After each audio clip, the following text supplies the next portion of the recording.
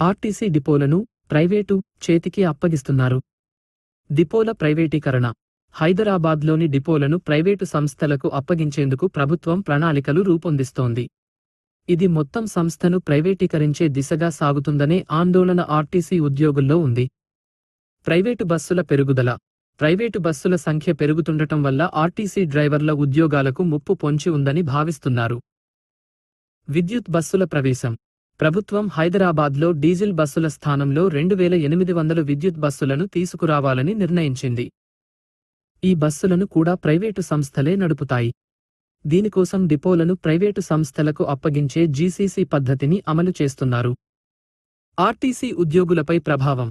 Private సంస్థలు తమ సిబ్బందిని అందించడం వల్ల విద్యుత్ బస్సుల ప్రవేశంతో ఆర్టీసీ డ్రైవర్లు, మెకానిక్ల ఉద్యోగాలకు ముప్పు పొంచి ఉంది. ఇది ఆర్టీసీ ఉద్యోగుల్లో ఆందోళనకు కారణమవుతోంది.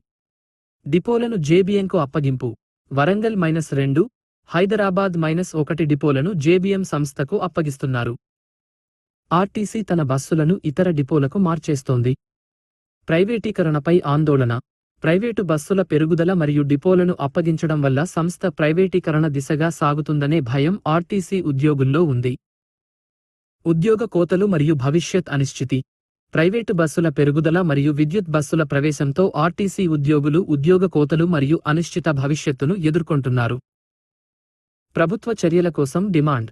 ప్రభుత్వం తమ ఉద్యోగాలను కాపాడటానికి మరియు ప్రైవేటీకరణను నివారించడానికి చర్యలు తీసుకోవాలని ఆర్టీసీ ఉద్యోగులు డిమాండ్ చేస్తున్నారు.